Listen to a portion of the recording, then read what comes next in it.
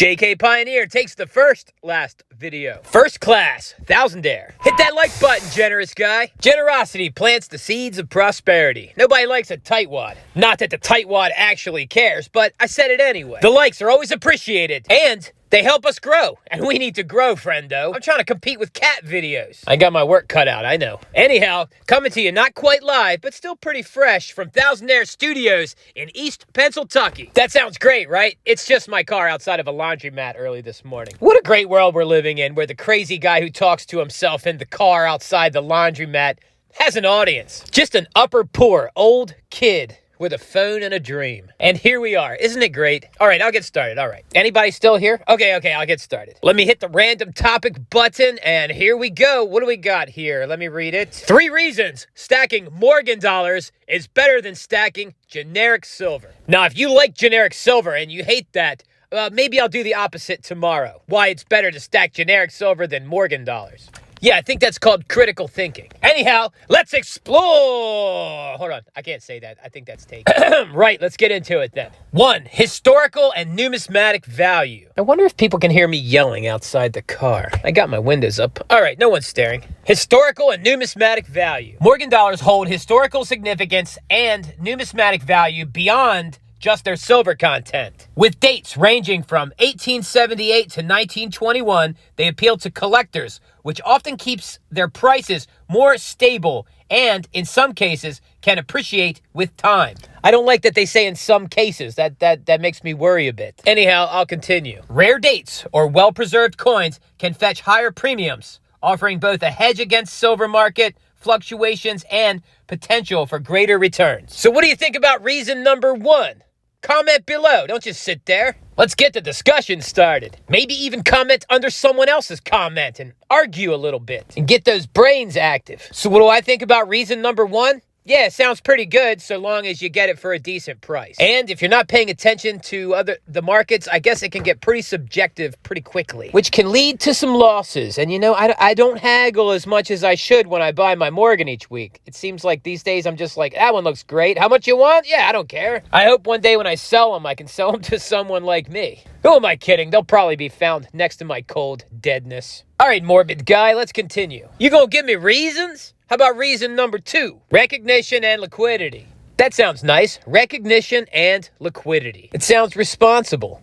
And it doesn't sound like the pirate treasure I've been buying, the poured silver, which I've been looking at more.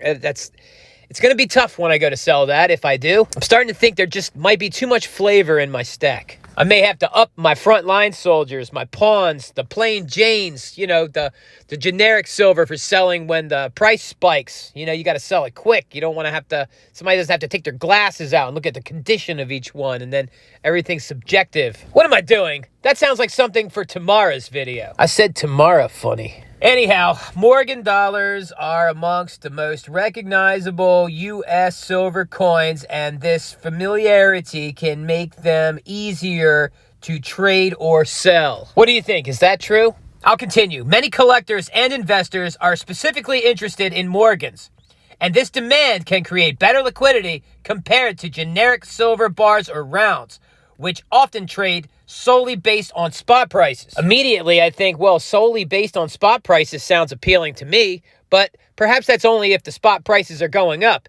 If the spot price should go down, I think you get a little bit more buoyancy with these Morgans. And by buoyancy, I mean they may float, Georgie, or hold their value a bit. They're not so quick to drop with the spot price. It would take more of a significant move to make them drop. What do you think? Am I right about that? Wrong about that? By all means, comment below. And again, I'm thinking it's all predicated on getting it for the right price when you buy it. I haven't haggled in months. I need to go in there and haggle the next time I buy something. I'll be like, what's this, a Carson City? I'll give you $25. All right, 26, that's it. I'm sorry, I chugged my coffee pretty quick, and it was strong. I bought one at a drive-thru. I didn't make a big pot of my very weak coffee that I've been drinking. I just like to get a lot of hot water in. What can I say? I'm getting old. All right, who cares about me? Reason number 3, counterfeit protection. When I read that, immediately I'm like, there's so many fakes of everything these days. How old is this? All right, I'll continue. Morgans offer a level of counterfeit resistance as they have detailed designs and mint marks that are difficult to replicate convincingly. Oh, that reminds me, I got a pocket pinger showing up today. What is that, you might ask? It sounds like some kind of device of a sexual deviant, but no.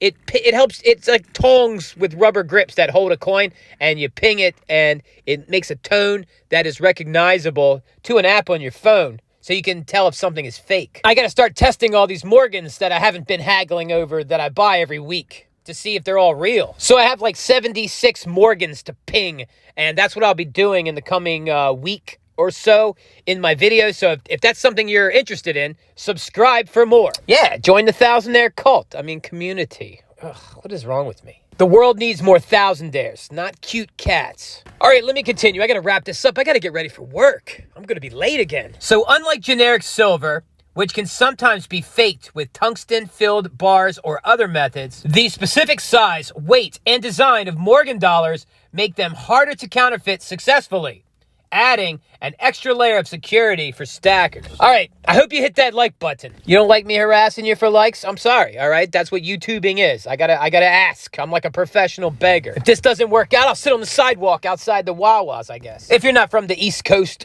kind of north, that's a convenience store. That's neither here nor there. I gotta take my laundry and fold it real quick, speed home, get cleaned up, and go to work. I hope you enjoyed the video, friendo. I'll see you tomorrow, because that's it. That is it! That was a good one. My chi, it feels good today. Shut up, me. Thousandaire Radio, wicked job.